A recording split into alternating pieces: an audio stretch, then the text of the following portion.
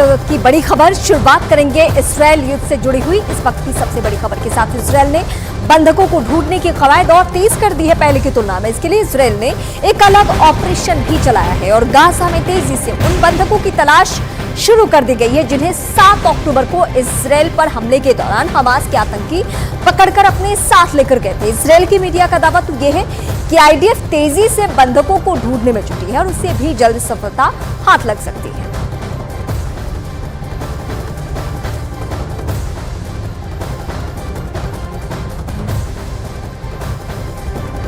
Hamas के खिलाफ Israel का युद्ध फाइनल स्टेज पे पहुंच चुका है। इजरायल की सेना गाजा के सेंटर तक पहुंच गई है, मोर्चा ले चुकी है। गाजा के सुरंगों में हमास का हेडक्वार्टर तक इजरायली सेना की पहुंच हो चुकी है। लेकिन युद्ध का अंत अब तक नहीं हो सकता जब तक कि हमास के कब्जे से बंधकों की रिहाई नहीं हो जाती।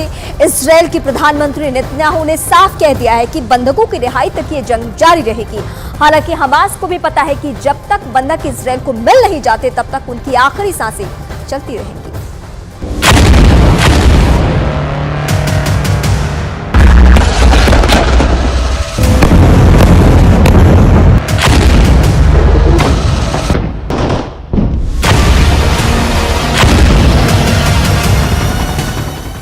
हमास के साथ जंग लड़ते लड़ते इजरायल को 1 महीना पूरा हो चुका है।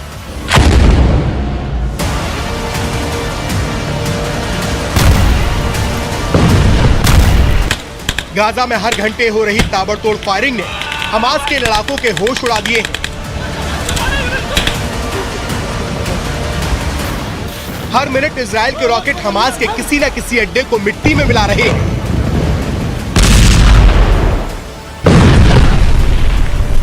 आग उगलती मिसाइलों के आगे हमास के लड़ाके टिक भी नहीं पा रहे।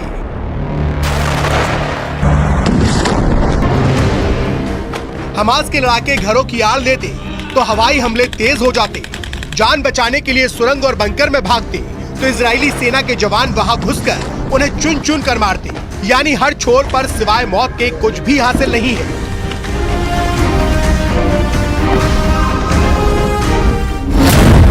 हमास का बारूदी स्टॉक। ये 7 अक्टूबर को हमास के आतंकवादियों के पास से मिले हथियार हैं, जिसका इस्तेमाल उन्होंने मासूमों के खून से गाजा की जमीन को तर करने के लिए किया था।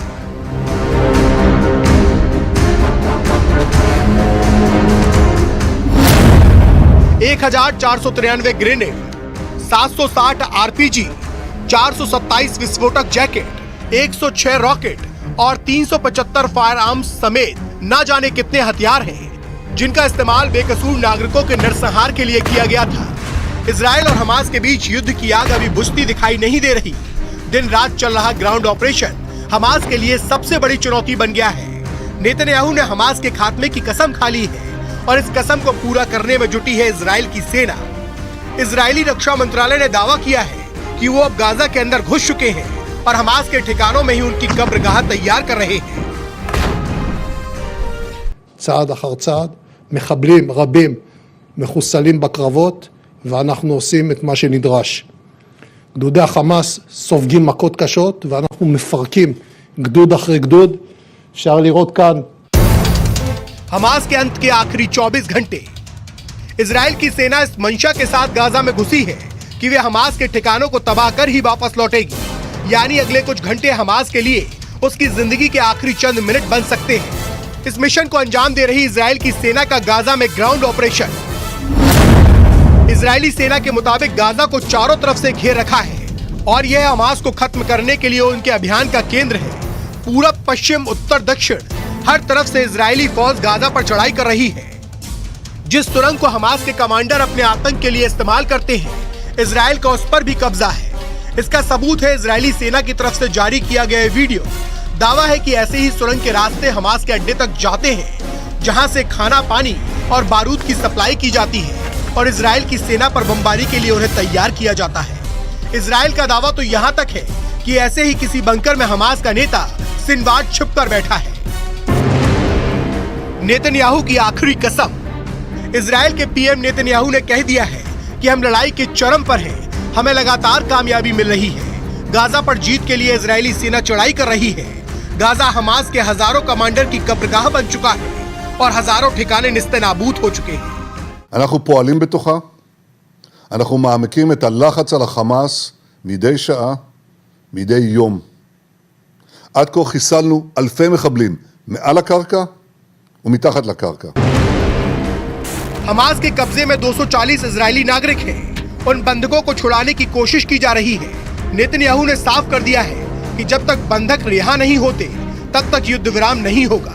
एक एक बंधक की रिहाई उनकी जिम्मेदारी है। אם חיזבאללה יבחר להיכנס למלחמה, הוא יעשה את טעות חייו. 7 अक्टूबर से जारी नरसंहार का अंत दिखाई नहीं दे रहा। इजराइल को दुनिया के तमाम देशों का समर्थन मिल रहा है, तो हमास, हिजबुल्लाह और हुती जैसे संगठनों के साथ ईरान खड़ा है।